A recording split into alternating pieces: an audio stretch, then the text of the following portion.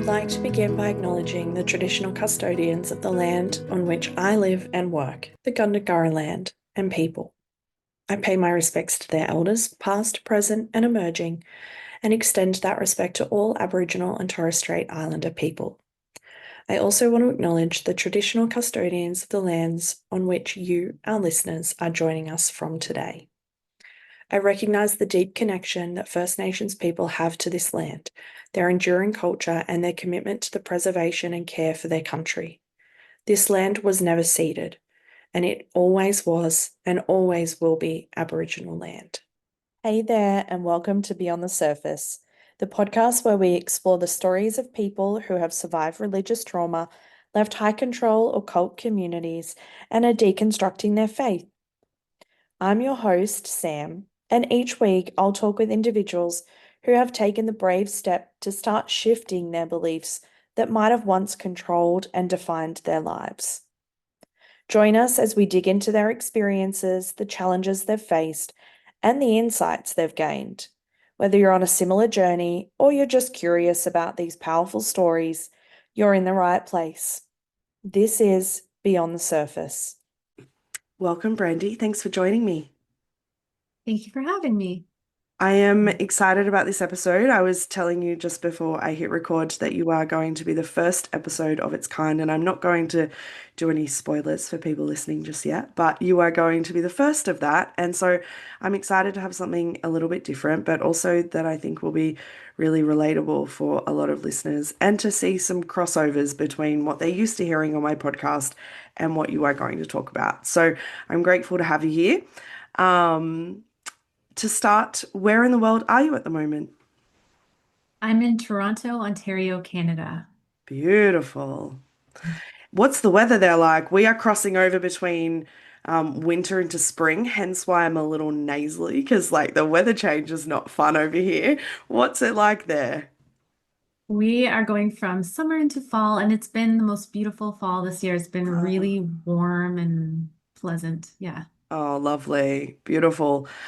Okay, I like to start these episodes with a super broad and vague question, which is, where does your story start? Ooh. I love that. And I knew that was your question, and I should have had an answer prepared. It's fine. Most people don't. I remember when I recorded my own episode and I had it asked to me, and I was like, I know that's the question, but I still don't know Yeah. how to answer it. 1979, warm March morning, no. Uh, Uh, so in tw 13 years ago, in 2012, when I was a first-time mother, I would say that was probably where the story begins. okay. Feeling, yeah, feeling a Yeah. lot of feelings. Yeah. I mean, it's a huge time of change. What was going on at that point and what was going on at that point that makes you feel like that's where the story starts? Uh, that was the biggest transition I've ever experienced as a human, Mm, where I had read everything I could get my hands on about childbirth and about babies, trying to prepare, trying to foolishly think that I could fully prepare and therefore control this experience, which yeah. I would realize would be wildly different than how I expected it from the birth to the baby rearing. Yeah. Uh, I found it to be quite isolating. I felt that nobody talks. I mean, nobody talks about so many things. Yeah. Nobody talks about what it's like to be elderly either.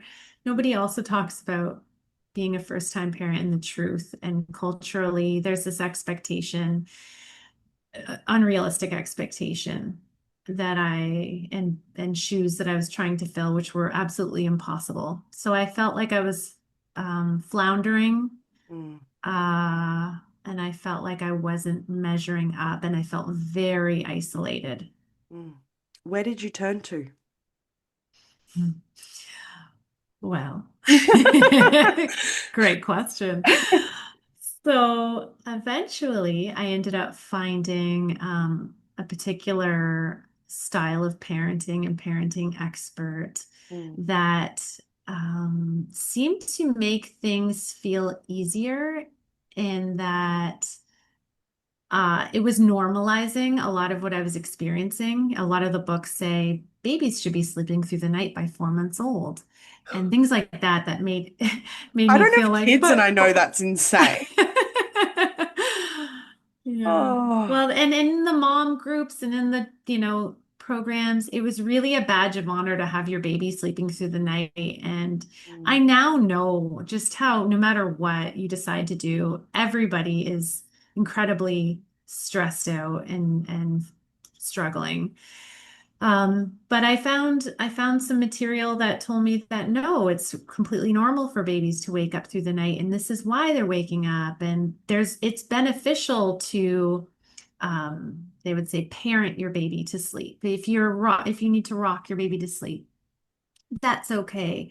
It's actually beneficial. And I was like, oh, okay, because I thought I was doing everything wrong. So that was quite a hook. mm, And there is a lot of, there's always truth to the hook as well. mm. So I wasn't doing anything wrong. And I am also putty now uh, for influence, Yeah, if that makes sense. absolutely.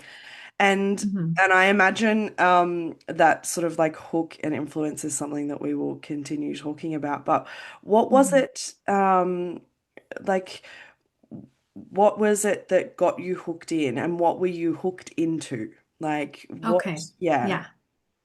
So prior to my son being born, I worked in human resources for a fitness club chain, and it's quite a high demand workplace, I would say, in that my hours were 50 hours a week minimum. And I did a lot of traveling for my job. And my husband at the time I had the salary and benefits, and he did not yet. right. So his work was more precarious. And so following this style of parenting where I've given up on trying to get him to sleep through the night. I'm leaning in to, you know, this baby-led style. Mm, And I'm less stressed and I'm more stressed because how am I gonna go back to work? And even doing so, what do I make after childcare? What am I actually bringing home? And it didn't make sense. It was like nothing. yeah. And I was like, I can't make this make sense. Um, that's the unfortunate capitalist culture that I'm Yeah. living in here where Yeah. it would be nice if we had more supports. But we don't. Yeah. So I couldn't make it make sense. And I thought maybe there's a way I can earn money from home. The magic words, isn't it? Making money from home. I mean, and we talk about working from home now, but it's like a different language now than it used to be. And a lot of people don't actually know this about my own story, which is I was part of an MLM for a little while. And I was actually just really shit at it. But like the magic words of like being able to work from home is just like it's like a diamond in the rough, right? Like it's what you want to hear. And I work with a lot of religious trauma. So, and I see a lot of religious trauma and I see a lot of Christian women, particularly in the US, falling into these places as well because Hmm. they want to make money, but they need to be able to do that from home Hmm. whilst they're child rearing. And so, what did um, what about those words would just felt like I need to do that? Well, I want to like put a little bookmark on the Christian Yeah. aspect, and I hope we can come back to that because that's Yes. super important. Yeah.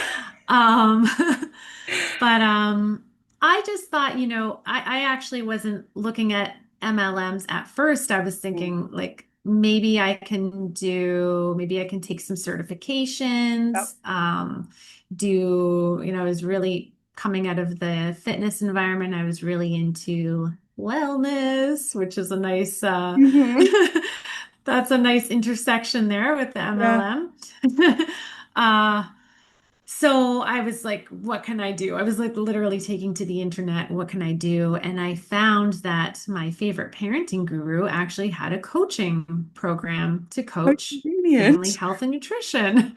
So I was like, oh my gosh, Oh, perfect, because I already trust this person and they've already saved my sanity as a parent. So yeah. I took attended the webinar, learned more about the program and the cost and the time commitment and all of that. Mm, Signed up, took took the training, and bought tons of workbooks and promotional materials to start my new business as a I feel really naive in retrospect. I was really idealistic yeah. and really hardworking, like really gave my all. I truly didn't know what being an entrepreneur was really about. And one thing I should add is I would much later, like after I got out of this whole mess, learn that I have ADHD.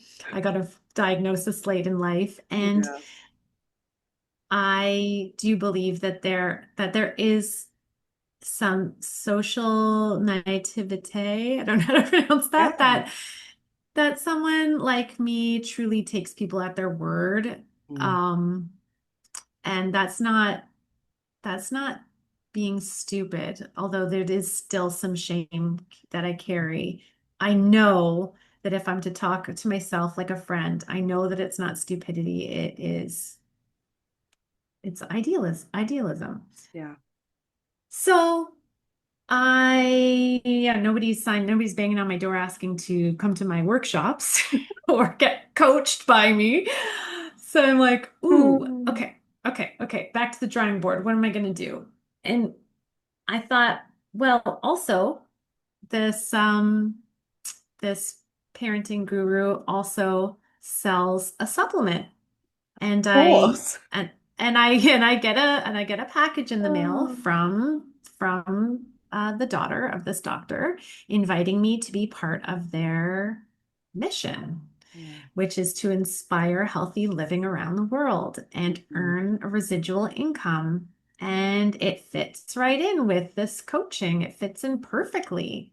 yeah. So there was other like MLMs were pretty big in my community at that time because I was in that demographic of young mother, which is the most preyed upon, of course. Yeah. And there was a woman who drove a white Mercedes in my building from Arbonne. So people were pitching around. So I already had my spidey senses up for that. But I also had this trust in like, well, he is has a thriving medical practice, author of best-selling books. Yeah. His daughters are reps. So why would he recommend this to them? And Mm, this is where the Christianity comes into play yep. because the worldview is that this is just a little fun money for you to Mm, have some fun and be home with your babies. yeah. Yeah. There's no sense of labor exploitation or anything like that because the Yeah. man is who's expected to do that.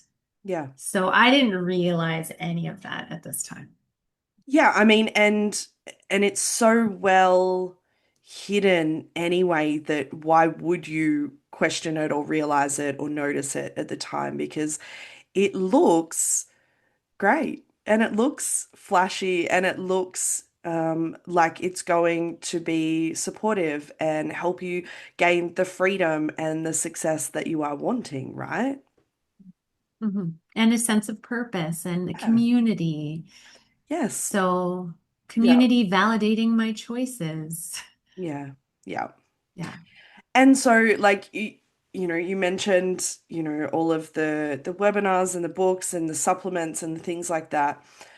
I think one of the biggest things that I think a lot of people don't necessarily realize is what investing in yourself and investing in this business looks like on a very practical financial level. And so, what was Mhm. the impact of that? Because, it's being pitched to typically like people who are, first-time mums or mothers in general, and it's not as though it's being pitched to rich people a lot of the time. But like, what Mhm. does that investment look like practically as well? Yeah, that's a really good question. I also it brings in the aspect of privilege here as well because my husband who was precariously employed ended up becoming securely employed. It Mm, enabled me to go on as long as I could have. yeah, So a lot of people leave maybe sooner because they can't yeah, access the credit and the other things that ultimately meant that over the course of a 10-year span, I would mm, end up spending, when I calculated all of the expenses that are required to go all in, which yeah. you were told is the way to do it, is go all in and believe. It ended up being $115,000 over the course of that time. Oh my goodness. So, yeah, so there was a time where I was making an income of 3,000 to maybe 1 month I may have made close to 4,000 Canadian. Mm, But there was many, many years where I was making less than minimum wage and spending more than I was making. yeah, So by the time I reached that peak during the pandemic, which of course was where all the MLMs were exploiting all of the vulnerabilities going on, that was where I hit the peak. And inevitably, that would have crumbled like quicksand, anyways, as it is across the board, as we're seeing. But I also hit a burnout, and that's when I ended up having to take a break, and that's when I ended up having to leave, which was my husband found very frustrating timing because I was finally, he was like, "This is back pay, like you take this." And I was yeah, like, I can't associate anymore. yeah. But When you first started this process and joined, I guess, and started doing all of the selling and all of the things, what was expected of you whilst you were in it? mhm. Okay, so we had a daily method of operation, it's called DMO, Hmm. Very where corporate. we there Uh, was your we had worksheets. Actually, I want to is it okay if I like pull one up just so yeah. I'm getting all the numbers right? Because it's just like with all these things, there's so much to keep track of, which is how they make your brain Mm, explode and not have room for anything else. yeah. So we had a DMO and I will tell you exactly. I got it. I got it. Okay, 2010 5-1 success formula. So each month you invite 20 people to events. So you have your calendar, and your calendar should be full of events. So if you're not making money, they'll say, "Show me your calendar and I'll show you your paycheck." So I, being very specific, ADHD brained Yeah. person, I would do exactly what I was told. Yeah. Yet, it is an insurmountable amount of work. So no matter what, you always feel like you're still not doing enough. Mm, So you have your calendar, it's filled with events. What are the events? They are events that you are hosting, they are events that you're plugging into that other people are hosting, and they're on a variety of topics, basically picking on different vulnerabilities that people may have. So there might be an event on there might be an autism event and an autoimmune event and a cancer event and a homeschooling moms event, for example. This could be yeah. like typical month, and a business event. During COVID, our business events were called, wait for it, maybe you were born for such a time as this. Oh my gosh. So we got the events. That sounds very like eerily similar to like every evangelical slogan I've ever heard. Yeah. Oh, yeah. It's Oh, very evangelical, which I did yeah. not know I was joining a commercial church, I guess. Yeah. So Each month you invite 20 people to the event. So anytime you're meeting someone, you're like, which one are you You're boxing them asking in. Yeah. questions, trying to figure out what would be the best match. Mm. 10 of them should respond yes, 5 should become customers, and 1 should join your team. That's the 20-10-5-1 success plan. Then you have your 2-2-2. So every day you're calling 6 people, Yeah. 2 customer follow-ups, 2 business follow-ups, and 2 prospect follow-ups. So Right. people that you've maybe sent information about the products and you're following up. Um, the customer follow-ups, you might be like doing a survey on their satisfaction, you're engaging them. I'm the kind of person that when I call somebody, it's going to be an hour-long thing. Like I don't know how to get off the phone really easily. It's the same to leave. Yeah. So Uh, this is one example of how it's just unattainable. So I yeah. would do a lot of messaging, like DMs or voice clipping. I found that to be a hack that would allow me to be able to get everything I needed to get done. So that is the daily method of operation, and then you've got the big in-person events. And so you've got the conference, which happens twice a year, which if you need to show up and be a Yeah. leader, and then there's like the regional events. Hmm. So you got to be a leader and get an Airbnb and get your team to go and cover it. And those are, some of the other expenses that Mm. are just adding on. Yeah. I mean, and I have like so many thoughts about the amount of work all of that is, but I just feel like the irony is the biggest thing that stands out to me of like this is being Yeah. given to like Being present young with your moms. children. Yes, I was Yeah. like, how on earth are you ever being present with your child or your children whilst you are having to do like that's sometimes more work than a full-time job is Oh, happening, and it's 24/7. Like you are always having to be on. always on. And I didn't even Yeah. mention the content creation and the Yeah. exploitation of your children to be unpaid spokespeople for this commercial Oh, cult, yeah. which is a whole part of, one piece of the moral injury when you realize Yeah. at the end of it. It is, and though how they get away with this because it is constant. Like, can Mm. you? Well, I'm sure you can imagine actually, me talking to people and always having an agenda on your mind of like evangelizing Yeah. or just pulling information to then use. Yeah.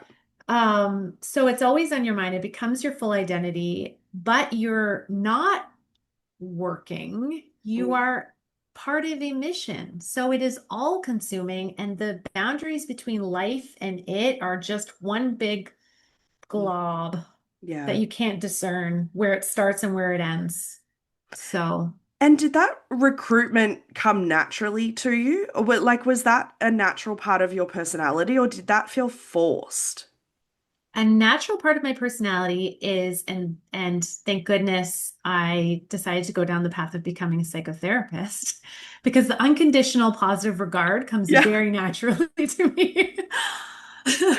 Uh, So I do see people and I think, you're amazing, you're amazing, you're amazing. mm. Uh, and that part was a strength. Like I love you have a post about what are the super skills that you Oh, got yes. from, and I'm like, Uh, well, yeah, I mean, that would be one. Graphic design was another one.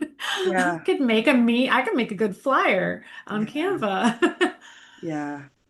I mean, and uh, I think there's also, I'm curious though, because there's a difference between being a natural, like, people person, interested in people, curious about who they are, and then having to take it to another level of using that for hmm your advantage. As like, hmm I mean, I guess there is like an element where you sort of see like you want it to be their advantage as well. But I mean, there's a Yes. level of like seeing and being with someone and then using that to exploit them essentially. And I Yeah. remember, like, I talk a lot about the fact that, like, evangelizing, I love people, but evangelizing did not come naturally to me because I Okay. didn't want to have to convert people. Okay. Um, and so whilst the requirement was there, the inclination to feel like I could tell people what to do was not necessarily Mm. strong. Mhm. And so what was that like for you? Yeah. So those events that I went to religiously Yeah. um, uh, were quite indoctrinating. Yeah. So I really did believe that I was part of something that was saving lives, Mm. and I really did believe that our products could prevent cancer. Yeah. I believed that our products could help people who had cancer. I believe that they would help prevent COVID because they showed us a lot of high emotion. They had a lot of experts and doctors, so they use the appeal to what's the logical fallacy where you're appealing No, to I the can't think. expert, Yes. yeah. Yeah. Um, and like literally there was a film that they showed repeatedly.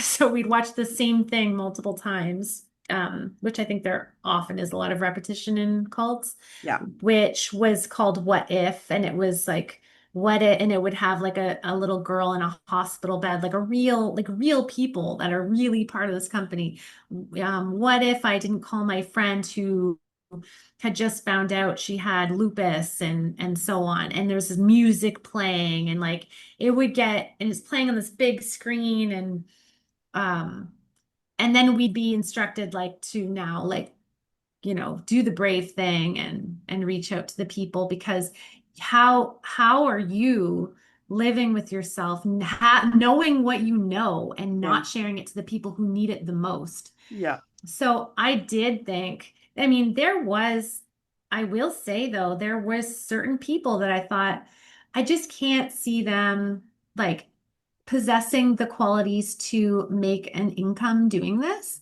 but I still think that they should be on the product and maybe they should sign up for the discount. Right. So Yeah. that even if I didn't see the person crossing the stage, Mm. I saw them being part of the community in some Yeah. way, shape, or form. Yeah. So. Customer, not worker, it sounds like. You saw them in some respect being involved. Yeah. Right. As you're talking, the crossovers are just like palpable between like religious cults and secular cults. I think people don't necessarily realize the same tactics are being used. As you're talking, I was like, oh, just like good old-fashioned like emotional manipulation and guilt tripping to try and like tug on those heartstrings, that you Mhm. have the answer, that you have the truth, that you have the saving method, and how dare you Mhm. not tell somebody else about it, that Mhm. that falls on you. That's such a heavy burden to hold for anybody. Mhm. Yeah. Yeah. I mean, what were they promising? Because, like, that's talking about, I guess, what they're promising other people in that we've got this, like, incredible life-saving thing for you. What were they promising you in terms of like financially, personally, like emotionally? What was being involved in this community? What was that being promised to you as?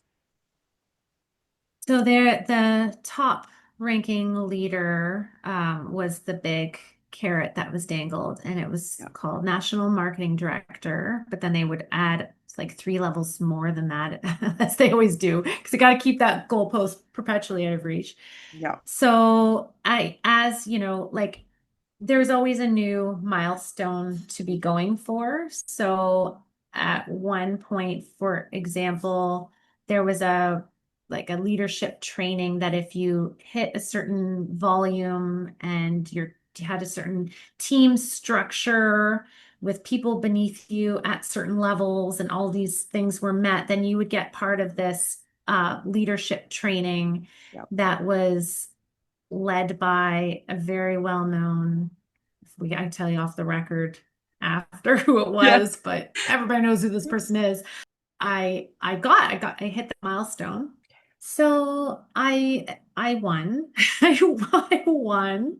So I paid $100 to take this training, which is just Right? more make work, more Mm, meetings, more things to add to my daily method. And then I'm trying so hard to legitimize myself as well that I'm taking additional, now I got to be master certified coach.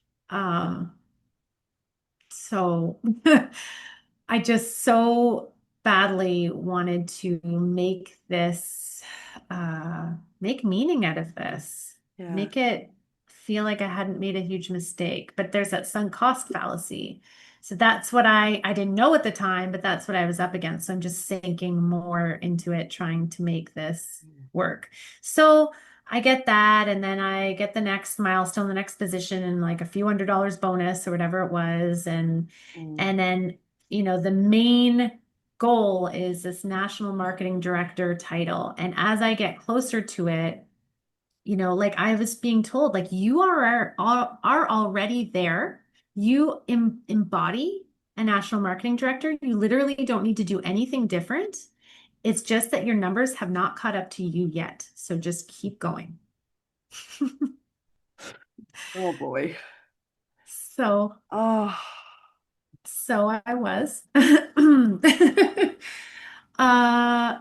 I completely burnt out. yeah. I mean, and that's what happens when the goalposts keep moving, right? Like they're never in the same spot. They always keep moving. Um, Mhm. and yeah. How would you describe, I'm sort of going to ask this question as a dual question, which is like, how would you have described the culture within the organization while you're in it versus Mhm. now? Mhm. Mhm.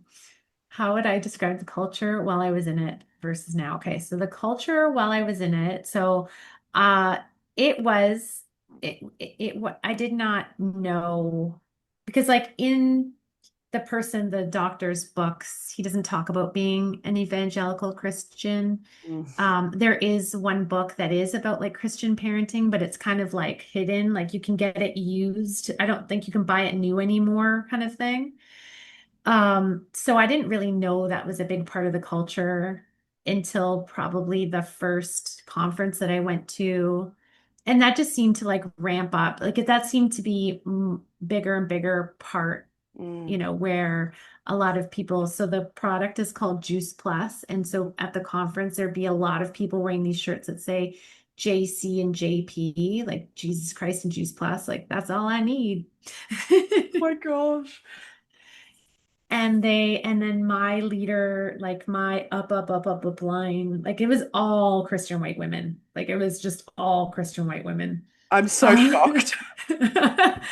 and one Oh. was like also like a Christian personal development coach who has a program that she would sell to her downline who are making nothing. And the dichotomy of like boasting about like what I can do and how I can have, she has this Yeah. big nonprofit where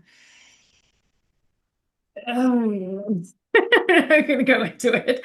But what I can do because of this company and also like selling programs, additional things. It just blows my mind. Yeah. So that they have prayer breakfast at conference, so it's not mandatory, but you can go to prayer breakfast. I mean, what It's happens if you don't varied. go though? Like, are you Oh, then I singled actually out? didn't go to, no, I actually Okay, didn't go to prayer right. breakfast. Yeah. Um, Sometimes when things are not mandatory, like they're still like it's still kind of mandatory. If it it like may yeah, have been in different groups. It may have been yeah, in different groups. I think that the person who I worked closely with, I think she was a lesser of other evils that I saw. I shouldn't yeah, say evil, but yeah. uh yeah, maybe in another team that would have been different. But there was like I know there was another person within our lineage that she tried to shield us from because that person was so out there in Oh, that's terms of interesting. narcissistic grandiosity and like vampiric energy. Yeah. So she did try.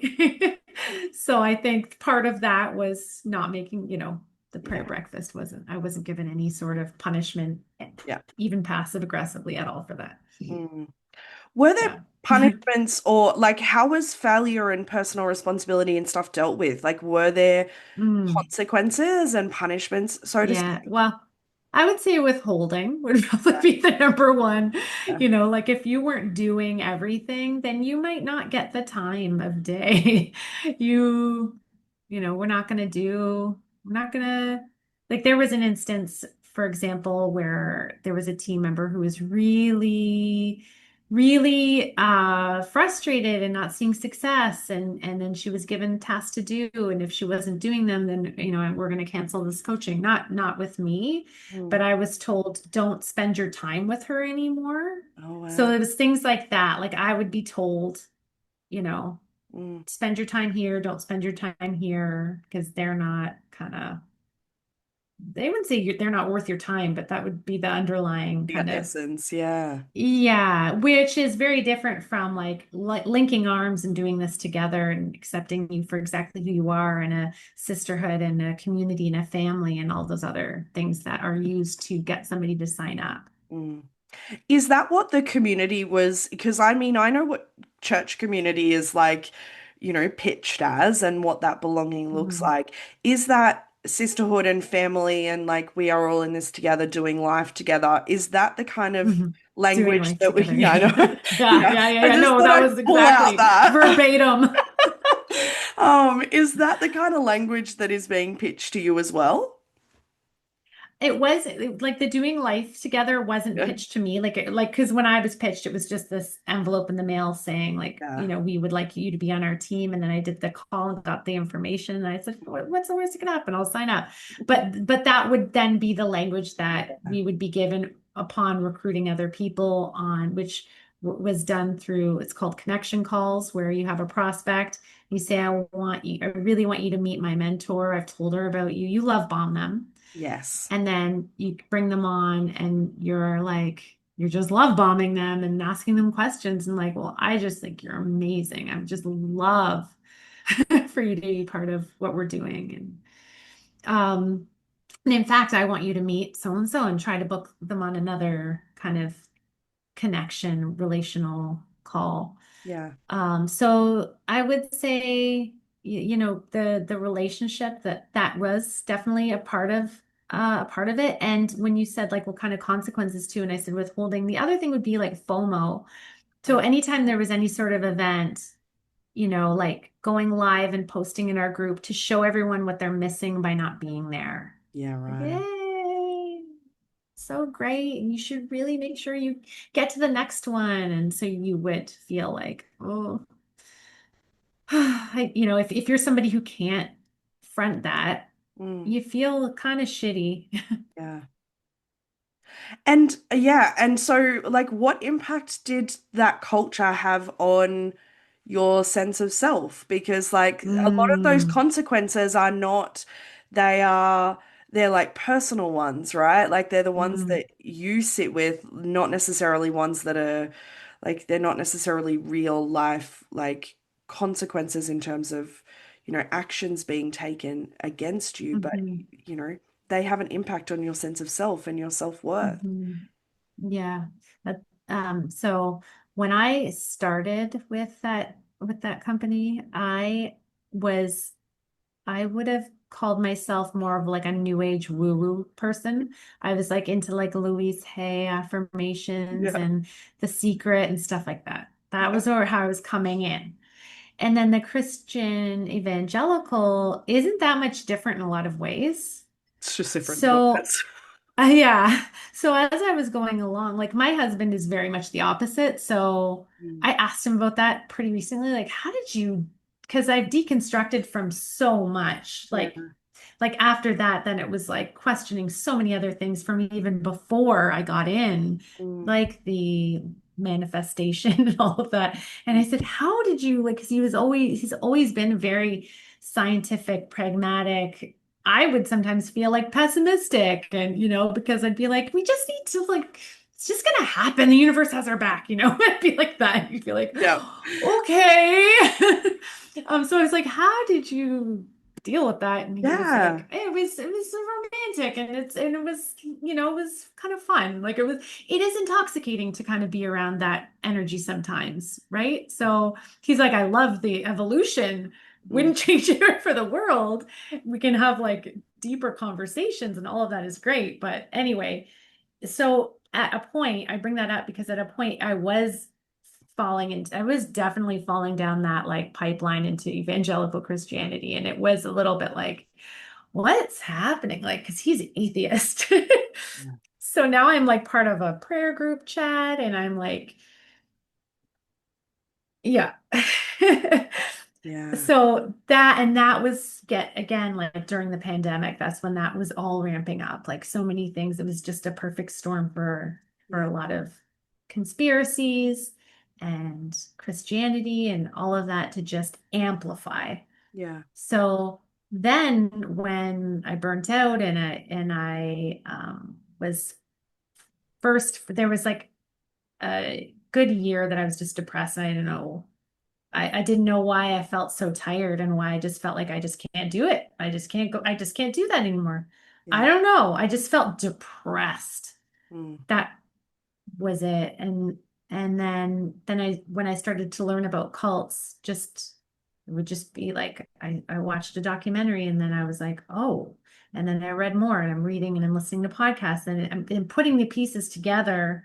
And then I'm like, I need to learn everything about this. Then I'm getting my sense of self back and energy back Mm. because I can make sense of it now. Yeah. Um, the figuring out who there was such a disorientation of so that would be the impact on my sense of self, where I think the hardest piece was the conspiratorial and spiritual beliefs, like deconstructing out of that. Like that was probably the most difficult. Yeah. Yeah. Was the burnout what led you out, or were there other things that like cracked that system, so to speak? It was, what was so weird is before I even took the month off, I watched the documentary for LuLaRoe Yeah. just on Amazon Prime, and I didn't even see it. Mm. Even watching that, I didn't even see it. Yeah. All I could see was how different we were because we don't have stockpiles of stuff Yeah. like they do. But there was really actually a lot of things that were the same, like the celebrities that come to the conference and all of that stuff. There was so much that was the same, but it was like I couldn't even see it. I could not even see it right in front of my face. Until then, there was nothing except for the fact that it was like the pandemic was so intense with quarantine, lockdown, my husband home, we're all home, and I'm working harder than I ever had before. Yeah. And I'm like, oh my gosh, we're all on our screens and we're all in the same roof and we're all divided.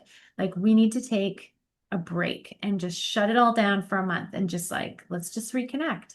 Yeah. That was and the doctor who is promoting connected parenting, he talks about that, about kids on devices, not about moms on devices, but about kids on devices. Yeah. And I can't just take my kids off the devices if I'm not on the device.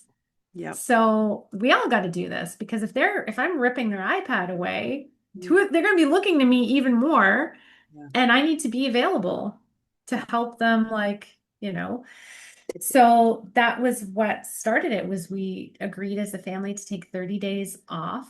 I deleted my social media apps for a month and then connect. And the month went by so fast and it was immediately an improved dynamic in my home. Yeah. And I was like, I can't go back. Yeah. Like the idea of going back was just horrifying to me. Just the disconnect. Yeah. So I told Map Lines I need to take more time. I'm not sure how much longer I need, but I'm not ready. Mm. And they were like, the up line with the Christian personal development program said, This is like, she called it a slingshot sabbatical. I went through this too. I took some time back, and then it was like, it Oh, it propelled me propelled you forward. forward. Right. Yeah. And I was like, slingshot sabbatical. Okay, I like that. Okay, that's what's gonna happen. And the person I worked with directly, he was actually an upline, because a lot of times people just don't do anything, and then you're reaching up for mentorship.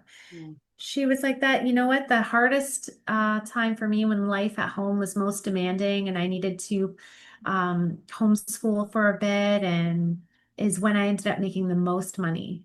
So Oh. they were just sweet saccharine syrup. Hmm.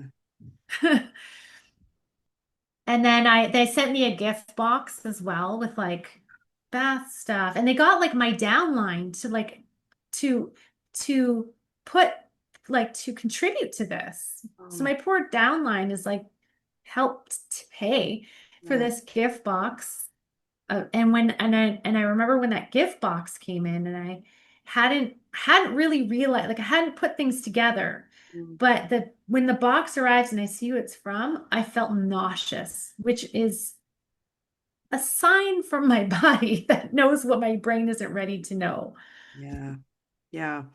I mean, they're using your break as a way to benefit the like that whole spiritual bypassing, silver lining it to like make it something that is worth your while, but is still going to like make you money is Mhm. just like I mean, it's insane, but it's strategic and it works. Yeah, and then I was writing a lot. I would like write, and I Yeah. was just writing essays about my life, and I was getting really exploring who I am. And I was sending some of my essays to my uplines, to the up and the up. Yeah. And they were responding in the way that I thought like that a really good friend or sister would, Hmm. which they'd be like, wow, this is really moving, and I'm see like, like hearing it and responding and reflecting back. It was like crickets. And I'm like, it just that was a crack as well, that Yeah. widened the crack. Yeah.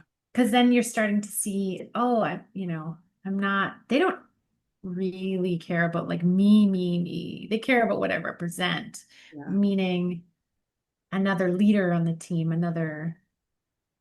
Yeah. It's the transactional another, element. yeah. Was there part of you that was like, as you were sort of starting the cracks, there's more cracks forming, they're widening.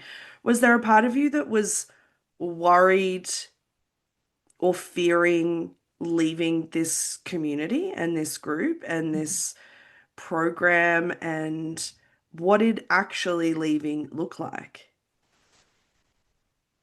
So as I started to learn more, I was kind of talking to my husband about leaving, and he was saying, this is like how many years you worked for less than minimum wage, spending actually not less than minimum, you literally paid to work.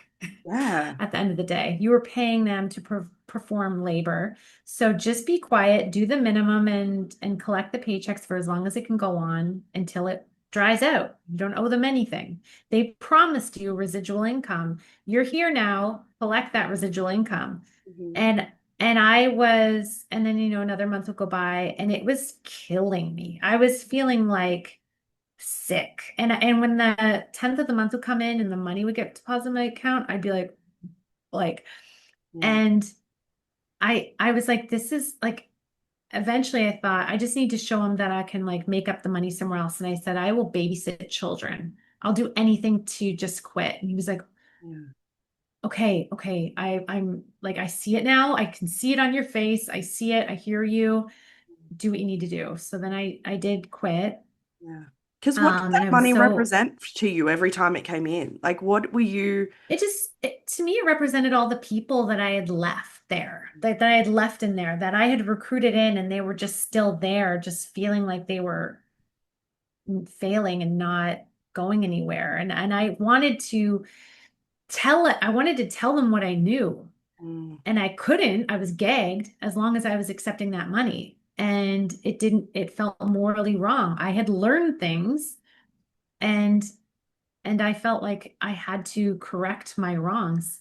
I was well intentioned, but now I know better, and now I need to tell people. Yeah. And I couldn't, obviously, that was hard because I couldn't go call people that were in the company. I was scared of getting into trouble.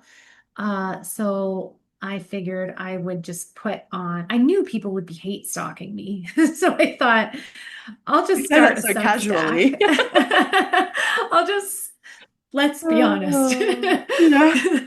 So I started a Substack and I started putting all my thoughts there. And I knew people would be easily able to find it.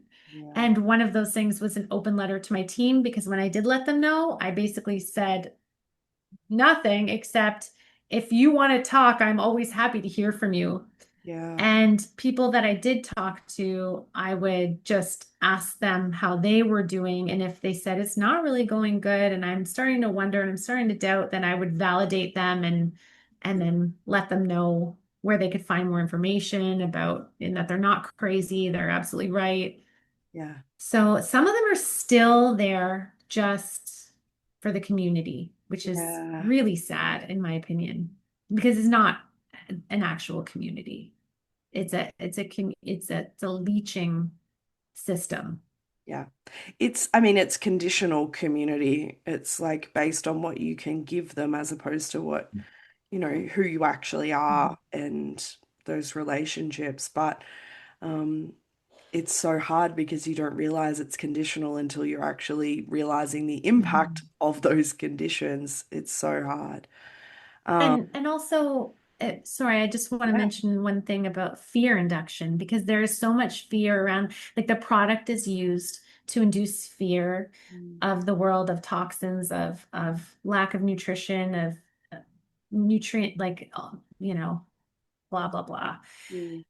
And that's a part that keeps people stuck into is they're literally afraid of what will happen if they stop taking the product. Yes. So they've got the conditional community, but they've also got like the fear attached to their health. It sounds like the equivalent of like, a fear of spiritual consequences or a fear of hell. Like it's Mhm. like that sort of, you know, um, fear indoctrination that happens. Yeah. What was that like for you? Because I mean, you Yeah. obviously had the same fear indoctrination as well around the Yes. products, and so what was unlearning that like for you? Yeah. Well, one of the things was, I was saying with Lula Rich how I said, oh, we don't stockpile products. We Yeah. actually do.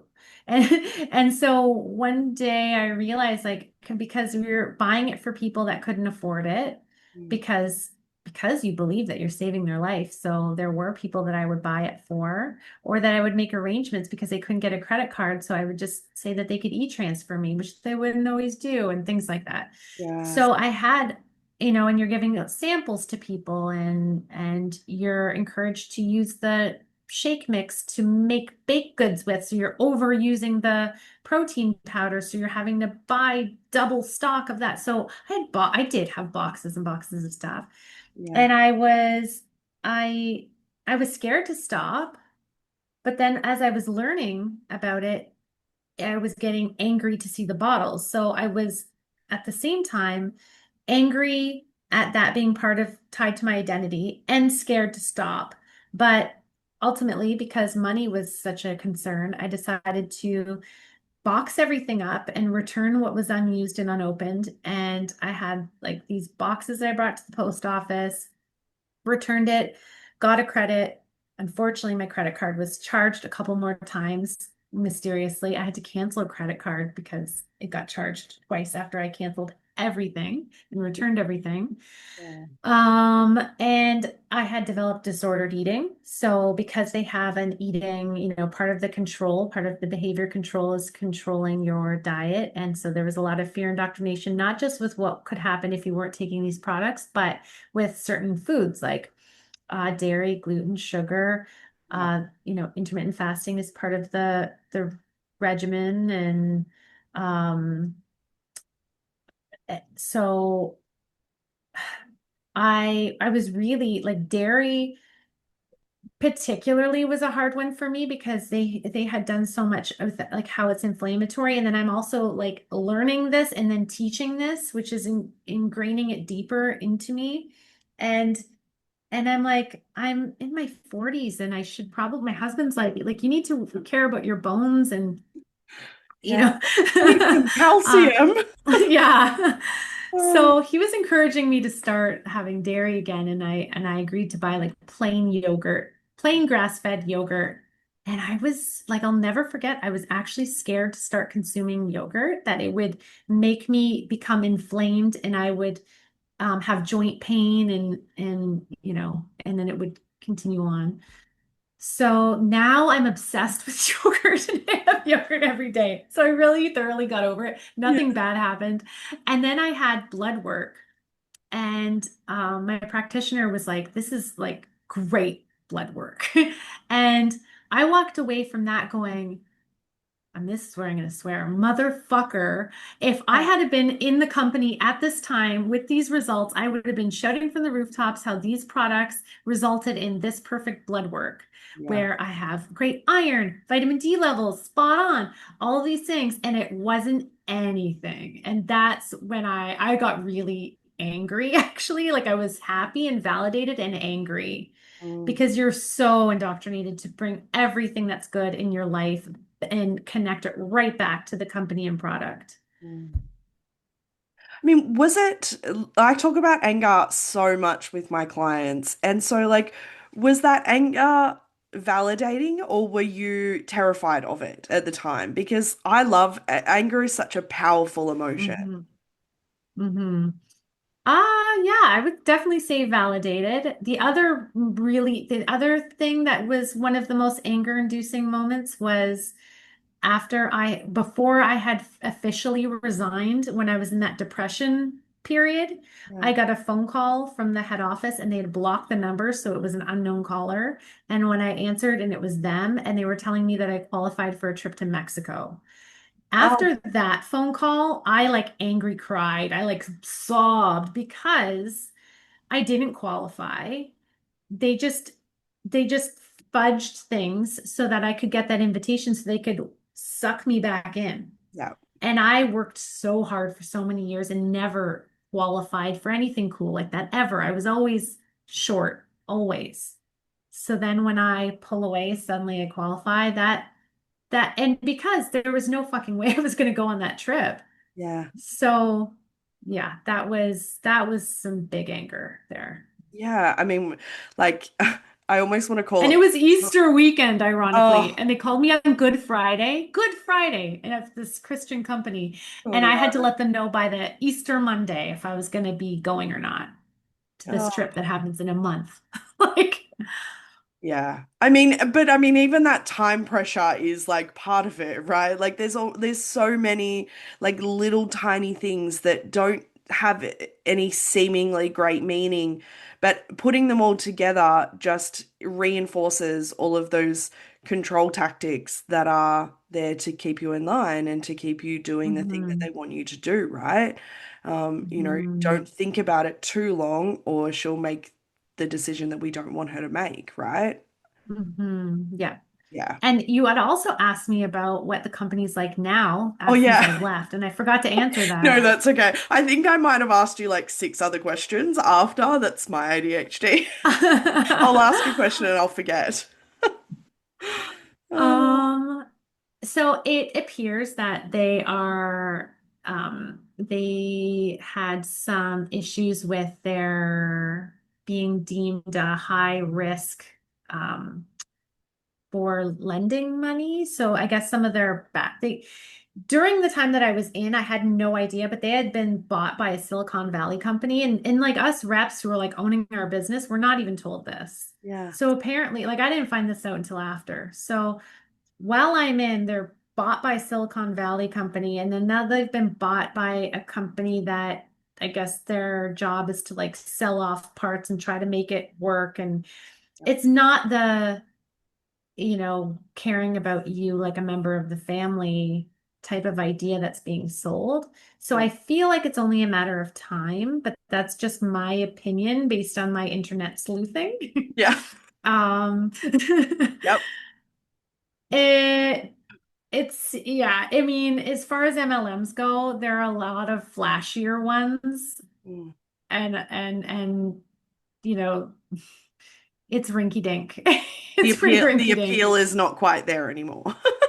I mean, I hear that Yeah. in Australia, it's pretty, I don't know, people are promoting it. The Juice Plus Australia Instagram account is pretty funny because they did a one reel that was like um where all of these reps are like reading a cue card and it says, "Is Juice Plus a cult?"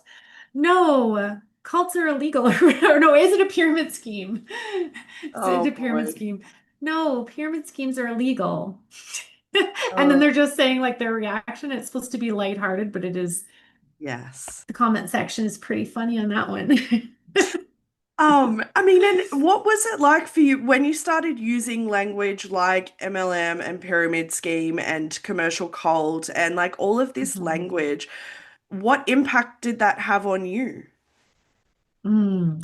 Uh, yeah, I wrote a Substack about that early on because I found the like once I had the word commercial cult, I was like, oh, it just all made sense to me. Like it made sense to me how this works, how a person is attracted to this kind of a situation, why they stay as long as they do. It was just incredibly validating. So I felt seen. Yeah, And yeah, it was empowering to be able to have that label. And then, of course, hear other people in commercial cults and have all these things in common with like, yep, yep, yep, me too, me too, me too, me too. yeah, yeah. What was, I mean, what was the emotional impact of having the words "I was in a cult"? Because that's really different for a lot of people, I think, being, having that language. Hmm. Hmm. I mean, for me, uh, I find it really helpful. I find it really helpful for me. I find that most people don't really get it because they still associate living in a commune. They don't realize how cults run online. And that's something that needs to be more understood because it's only going to it's only going to increase. It only is increasing. Yeah. um, people are getting radicalized online every day. Mm, So that misconception needs to be corrected because people had no idea. My husband, my mom, my best friends had mm, no idea what was happening in those Zoom rooms. yeah, Just like, I gotta go on a call. They have no idea. yeah. And I just have to watch this video and I have to attend this event. And they're just seeing the pictures, but they're Mm, not understanding the process of what's actually happening. yeah. What impact did it have on, and this is, I'm sort of like jumping back a little bit because it just sparked in my head, because a lot of people have this image of cults in that you typically it requires you to cut off your family and friends, right? And Hmm. so, Hmm. like, what impact did it have on your relationships with your family and friends? Yeah. So there was a lot, just like every other group, some people don't get it. They don't know what they don't know. Love them where they're at, but there's like, it wasn't like cut them out of your life, but it's like love them where they're at in a pious sort of like, they don't know what they don't know. You like us versus them, Yeah. gentle us versus them kind of languaging, which really it was effective. That hearing that message again and again and again did really make me feel like I was part of something and everybody else was on the outside of it.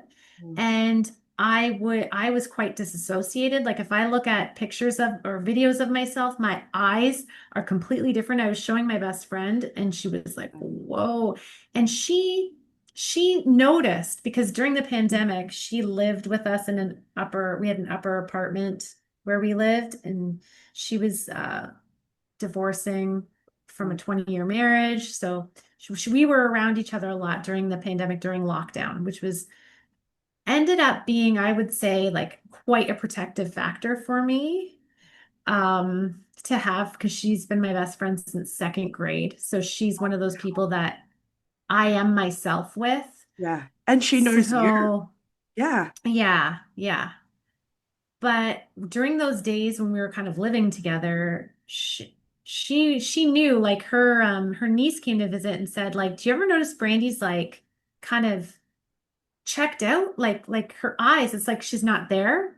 And she's like, oh, well, because I'm a scattered mom, she's like, that's just her. Like, she didn't really see it. She made excuses for me.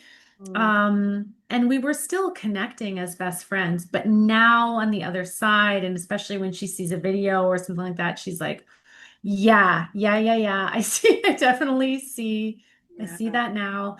Um, and so with like family, I literally am pitching because, Yeah. or families legitimately asking, like, did you think that product that you're selling, do you think that would help me with my low iron? And I'm like, cha-ching, yes, blah, blah, blah, blah, blah. And then I'm like going into the mode, right? And then I'm following up with my freaking aunt. And then she's saying ultimately no. Yeah. Or I had another aunt who was an organic farmer, and we had like aeroponic garden towers, and she was considering buying like 12 of them. That was going to be like a huge sale for me. Mm, And it would have been great for pictures and all of that. mm, And then when she ultimately was like, no, because in a connection call I set her up on, she could see the bullshit. She could smell the bullshit. yeah. It would make me feel disconnected from them because I felt like I was being rejected when it wasn't me who was being rejected. It was the company and the weirdness that I was part of that was actually being rejected. Yeah. So it made me feel sad. It made me feel alienated. It made me feel one step removed, and I have had to repair Mm, those relationships. Um, and I'm lucky that I have. I'm lucky that my mom has always been a support, and that my husband and I have been married for so long, mm, and that I have my best friend since second grade and my other best friend since high school. yeah. Those are all things that help me a lot, and I know that not everyone has those kinds of supports, which makes, adds that moral injury for sure. Yeah. Yeah. How do you feel about MLMs now? And how do you see them Ugh. progressing? Like, do you just see them getting worse? Do you just see them being more covert? Because like I think they're a little less obvious sometimes than they used to be, but how do you see it? Mm. I can smell it a mile away. Uh, my opinion on them is that they should be banned. There is no such thing in the history of ever of an MLM that doesn't actually meet the requirement of a pyramid scheme. Yep. However, as the government is going the direction that it's going, I feel that we're getting farther away in a surprising turn of events. We're getting farther away from that being able to happen. And it has to do with government political lobbying and things like that. So it's going to be a codependent enabling relationship in terms of Mm, the powers that be, in my opinion. And so that's why advocacy is so important, because that's going to be the only way that we can help arm consumers, because the people at the top don't have the mm, ovaries to do it. yeah. Yeah. And I guess I want to ask a question because you hinted at the beginning when I like made a comment about it that you were hoping we'd chat about it. What link do you think this has with like I mean, and obviously I'm sort of referring, we have it here in Australia in a different flavor, but particularly in the US, like we're obviously seeing the rise of Christian nationalism and things like Mm, that. And so what do you see as, because I'm sitting here as like a ex-Christian going like I can see the links between, MLMs and Christian circles, but how do you see those links with the added benefit of you were a part of this for a decade of your life? how do I see them linked? Like, Yeah. hopefully I'm answering this the way that the way that makes sense to how you phrased it. But I mean, the link that I see is that if you can recruit particularly young mothers, Yeah. then that is a perfect tool of oppression, because you're keeping them, they're already busy, you're keeping them extra busy, you're ensuring that they stay out of actual gainful employment, which would give them more independent. So they're more dependent, they're busier, and they don't have the ability to think as clearly and Yeah. I know that that's strong words. Yeah. Um, but that's what I see and believe. Yeah. I think I also like, and I've seen this in, circles that I used to run in as well, which is that in really fundamental, high control religious spaces, they're also, far more susceptible to that sort of like conspiracy, like very, Yes. like seemingly extreme views and things like that. And so, Hmm. like, particularly those wellness commercial cults really appeal. The amount of people in my former community that are like essential oil as like and that sort of Hmm. world Hmm. really appeals to people who are wanting to do things naturally and holistically Yeah, and yeah, yeah, yeah. and that sort of like very wellness pseudo spiritual lens I think appeals to that Hmm. group as well, and they know the language that they want to speak, and so they speak that Hmm. language at them, right?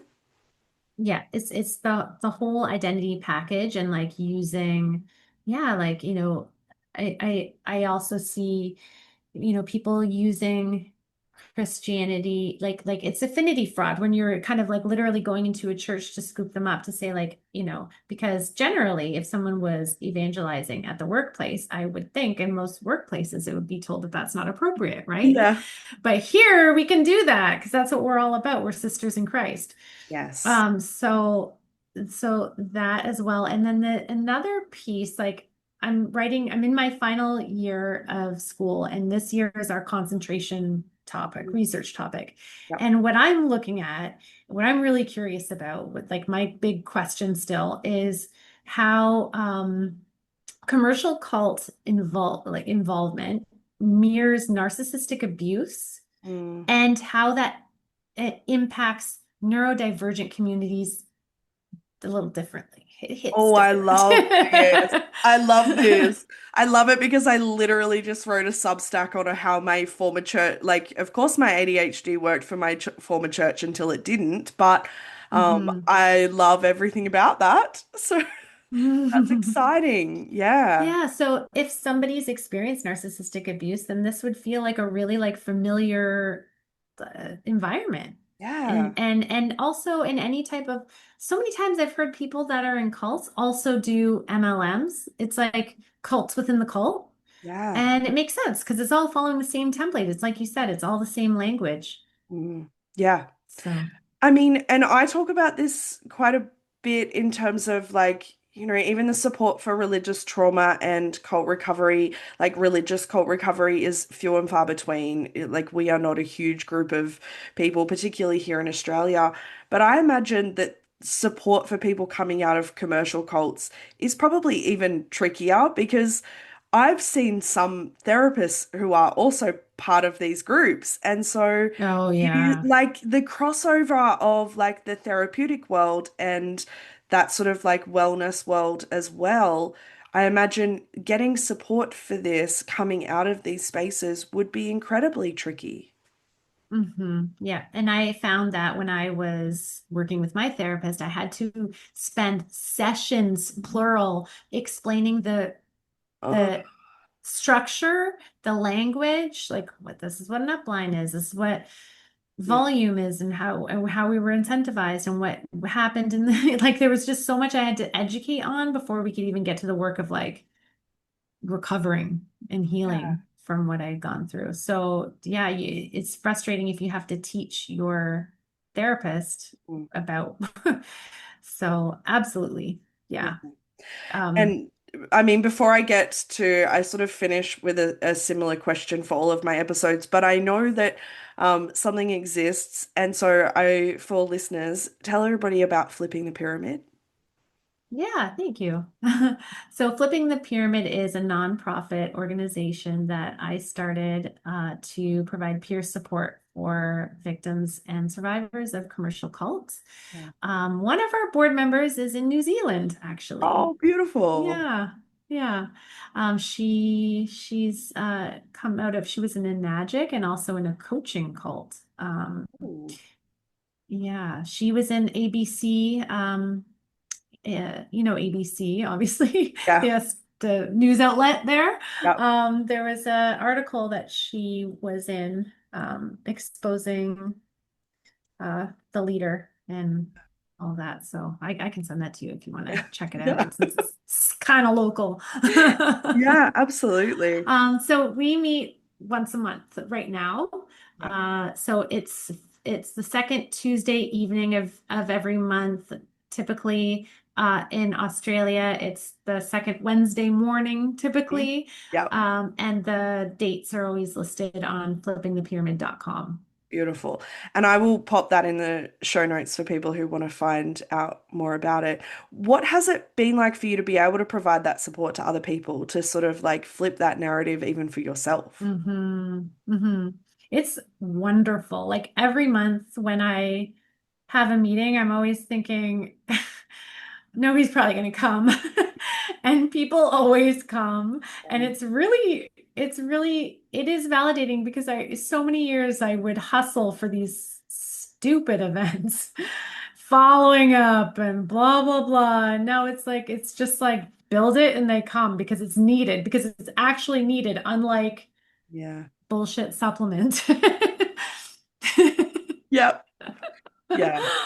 Oh, yeah. It's, I think, I think peer support is a really powerful avenue for cult recovery. I think just being able to Mm. exist in a space with other people who you don't have to educate, who Hmm. understand the dynamics and the psychological hold that a lot of these organizations have, not having to convince someone else of that would just be a beautiful space that's being created, I Yes, imagine. it Yeah. is. Yes.